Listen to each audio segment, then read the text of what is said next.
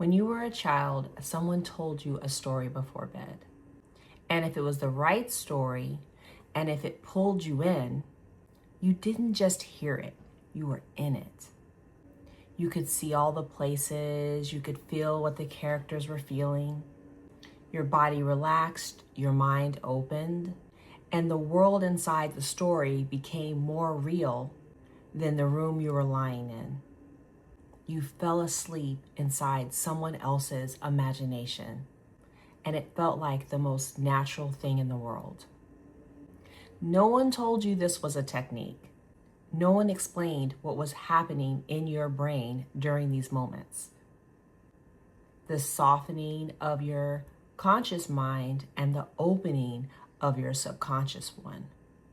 It was the vivid absorption of an imagined experience right at the threshold of sleep.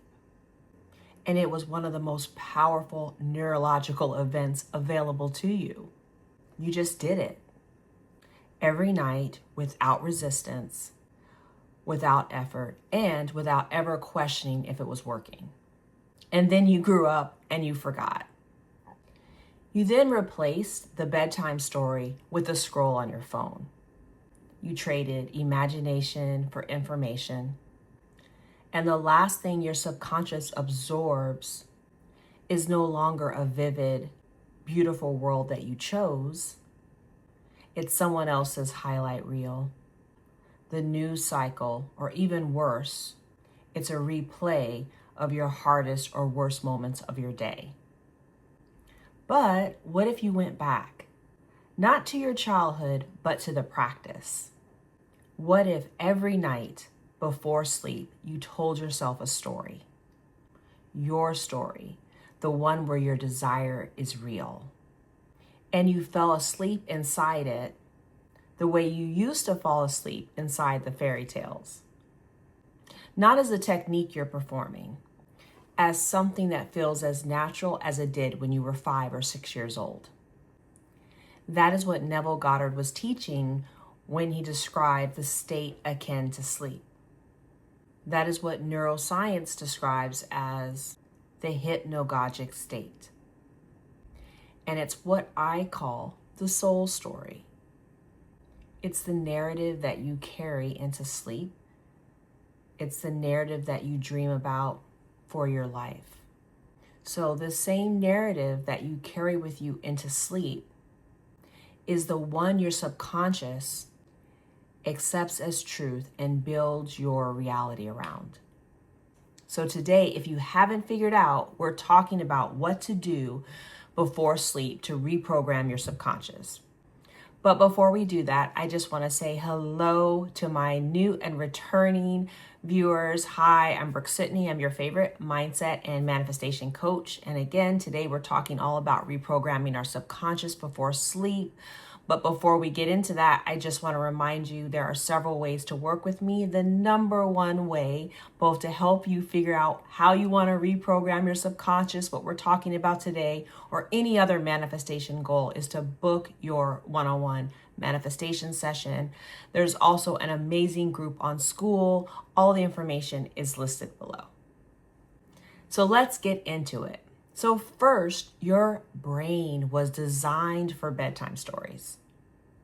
Here's what actually happens to your brain during those moments before sleep, and why storytelling during this window is so incredibly powerful. So your girl went and researched all of this information so that I could have it actually make sense for me and for you. It's a perfect blend of the spiritual and the scientific. So throughout the day, our brains run on beta waves. Fast, analytical, critical. This is the frequency of the conscious mind. It's the editor of your story. It evaluates every thought, it challenges every belief, and it rejects anything that contradicts the narrative that you hold. This is why daytime affirmations sometimes feel hollow and they don't land. You say, I'm abundant, I am wealthy, and your conscious mind immediately pulls you to your bank account. the bills, all the evidence that shows you that you are not indeed wealthy. That's not a failure of your belief. That's your prefrontal cortex actually doing its job. And it's editing the story to match what it already knows. But as sleep approaches, your brain waves begin to slow down. Beta waves give way to alpha, which are relaxed and open awareness. Then alpha descends into theta between 4 and 8 hertz. I know, this is super sciencey. Theta is the frequency of deep meditation, hypnosis, and the transition into sleep. Researchers of the Paris Brain Institute found that people in the early theta state were nearly 3 times more likely to discover hidden solutions their waking minds couldn't access. And a study in basic and clinical neuroscience confirmed that theta activity during this transition is measurable across all brain lobes, with the strongest effects in the regions that handle memory and sensory processing. So here's the key, right? In theta, your prefrontal cortex, that editor, goes quiet. But your subconscious, the one that absorbs, believes, and builds from whatever it receives, stays wide open. The editor has left the room, but the reader is still there, completely immersed and ready to absorb whatever story you put in front of it. This is exactly what happened when you were listening to a bedtime story as a child. Your body was relaxed, your analytical mind wasn't filtering, and the story went straight in, not as fiction, but as experience. Your heart raced when the character was in danger. Your body calmed when everyone was safe. You felt the story as if you were living it, because in that state, your brain processes vivid imagination and real experiences through the exact same pathways. Neville Goddard understood this. He said, "An assumption, though false, if persisted, it will harden into fact." And he taught that the most effective time to hold that assumption was in the state akin to sleep, SATS, because that is when the subconscious is most receptive and the conscious filter is least active. He was describing in spiritual language or manifestation language exactly what neuroscience would later confirm, that the hypnagogic state is a direct line to the subconscious mind, and whatever you place there during that time gets encoded as real. So let's talk about the story that you're currently telling. Before I tell you about how to write this soul story, is what I'm calling it, for sleep, you need to understand the story you're already telling. Because every night, whether you realize it or not, you narrate yourself to sleep. The question is whether you're choosing that narrative or running on default. For most people, the default story sounds something like this. I can't believe what happened today. Why did I say that? Why did I do that? What are they thinking about me now? I should have handled it differently. I hope tomorrow goes better, but what if it doesn't? What if this thing that I'm worried about actually happens? I'm behind. I'm not where I should be right now. I don't know if this is going to work out. That is a story. It has a character, you, cast as someone who is behind, uncertain, not enough. It has a plot, things going wrong or things about to go wrong. It has an emotional tone, anxiety, regret, doubt, worry. And it is delivered to your subconscious at the exact moment when the editor is offline and every word goes unfiltered. Your subconscious doesn't know that it's in like this worry loop. It receives this story the same way it does the fairy tale when you were a child. It receives it as a story that's true right now, and it builds from it. It reinforces the neural pathways that are associated with the emotional tone, and it organizes your perceptual filters around that version of you, also known as everything is you pushed out. And when you wake up the next morning, the world looks exactly like the one that you fell asleep in, because your subconscious spent the entire night constructing it. Neville said, never go to sleep feeling unsatisfied or discouraged. That was not motivational advice. That was operational instructions. Because the feeling you carry into sleep is the story your subconscious reads all night long. And it doesn't just read it, it builds your next chapter from it.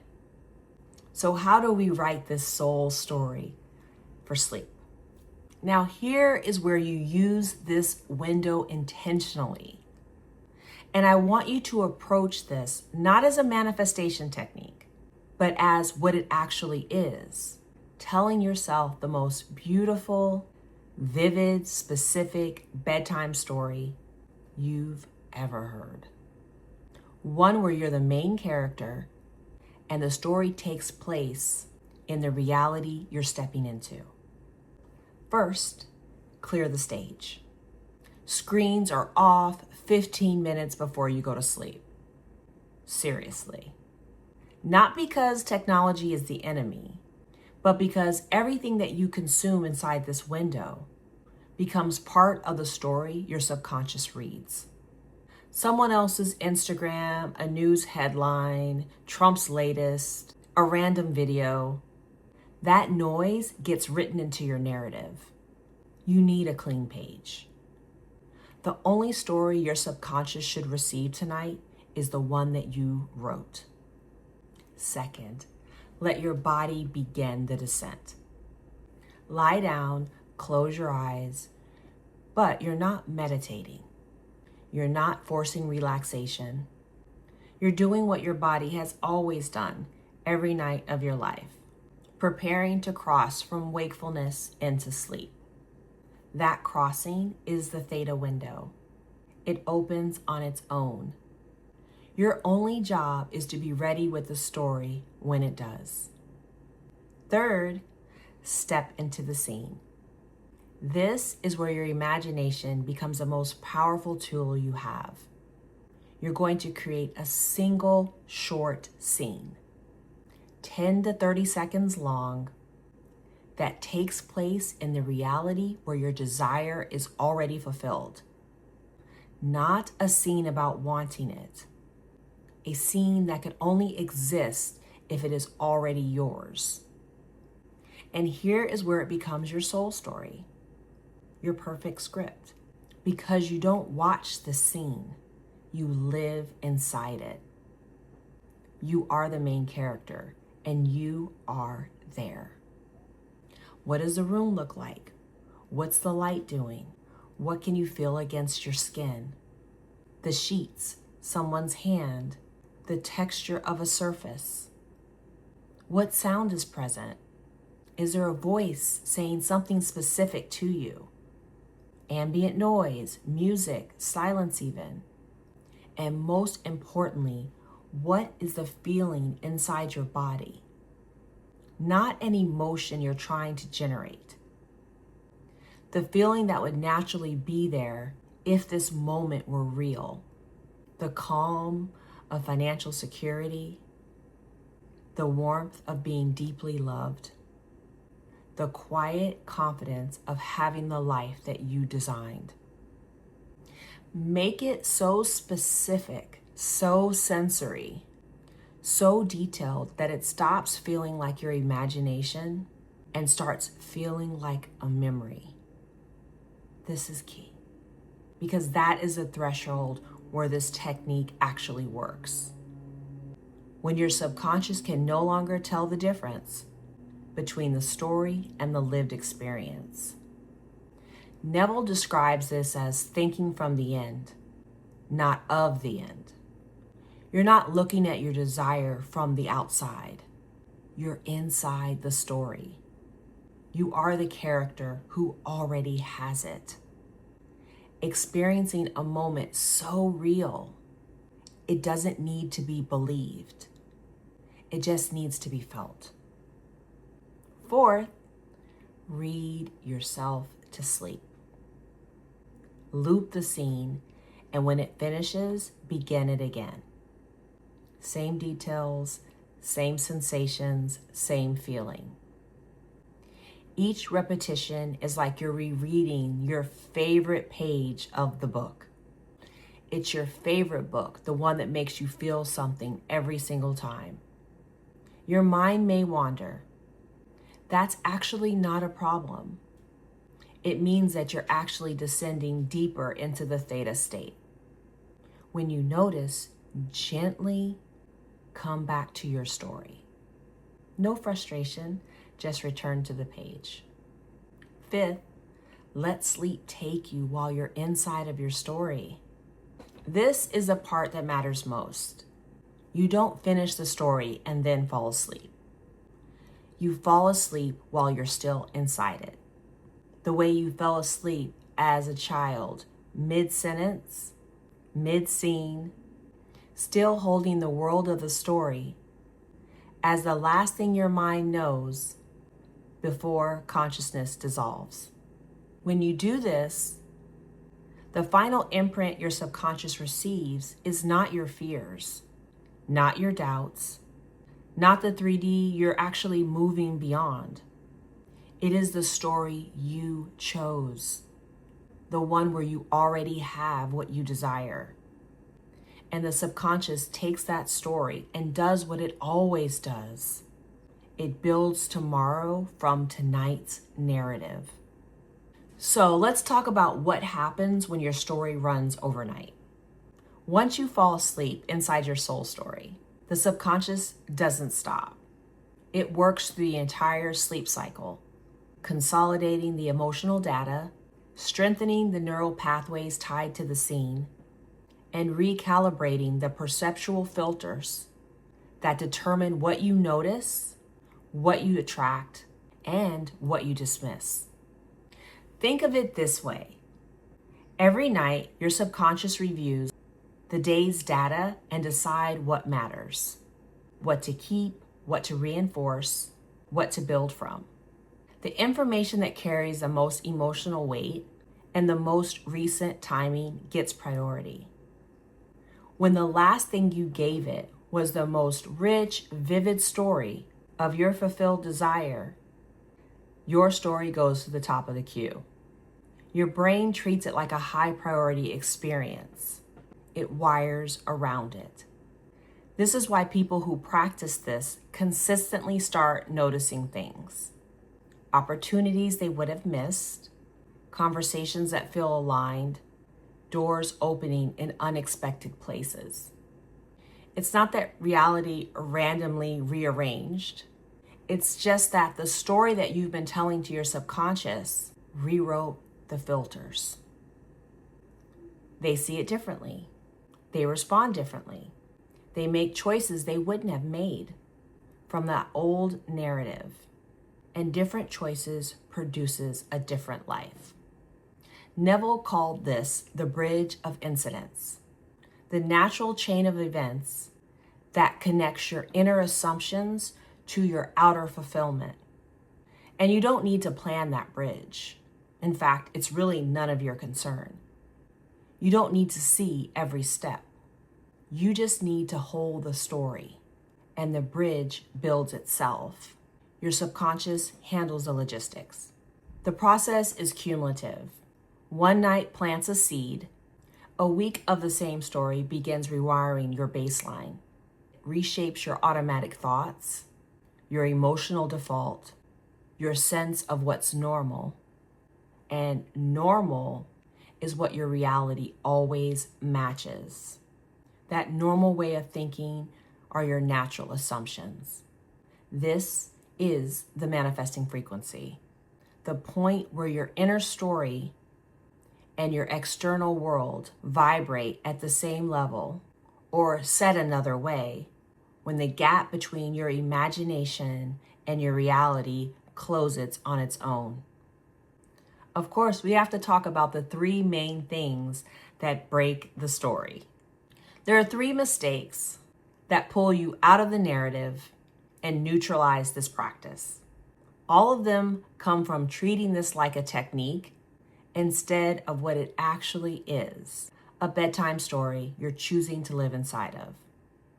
Mistake 1, overwriting the story with complexity. If your scene is full of multiple plots, complex characters, branching dialogue, your conscious mind stays active to manage all of this. That keeps the editor in the room. The story needs to be simple enough that your mind holds it effortlessly as it slips into theta. Don't overcomplicate it. One moment, one feeling, one page you know so well, you could read it with your eyes closed, because that's exactly what you're doing. Mistake number 2. And I'm guilty of this one. Changing the story every night. Think about the books you've loved as a child. You didn't read a new one every night. You asked for the same one over and over. And every time it went deeper. The same thing happens here. Your subconscious builds through repetition. A different story every night is a different instruction every night. And your system never gets enough consistency to treat any single narrative as the one to build from. Choose your story, stay in it. Let the repetition do what it's designed to do. Mistake number 3. We're all guilty of this one, I feel like. That's waking up and fact-checking your story against your 3D reality. This is where the law of assumption becomes essential. The moment you open your eyes and scan your life for evidence that the story is working, you invite the editor back in. And the editor's job is to compare, to measure, to doubt. Neville said to persist in the assumption, regardless of what the senses show. Not because the 3D doesn't matter, but because the story that you're building hasn't finished printing yet. You don't read chapter 3 of a book and then throw it away because the ending hasn't arrived yet. You keep reading. You trust the narrative. You let it unfold. So friends, you've been doing this your entire life. As a child, you fell asleep inside stories every night, and it was the most effortless thing that you did. The only thing that changed is that you stopped choosing that story. You handed the pen to anxiety, to doubt, and your phone. And they've been writing the narrative ever since. Take it back. Tonight, one scene, your scene. The story where your desire is already real. Told so vividly that your body believes it before your mind can even question it. Fall asleep inside of it, the way you used to fall asleep inside your favorite fairy tale. Completely, willingly, with nothing but the feeling of being exactly where you're supposed to be. That is what I call your soul story. And your subconscious has been waiting for you to tell it. Drop a comment below, I'm rewriting my story tonight. And come back to tell me what shifted, not as proof, as the next chapter. And if you want this built with precision, if you want help crafting the exact scene, finding the right feeling, and making sure the story you're telling your subconscious every night is the one that produces the reality you truly want, I offer one-on-one manifestation sessions where we can write your soul story together. The link to book is in the description below, because the most important story you'll ever tell is the one you fall asleep inside. I'll see you in the next video.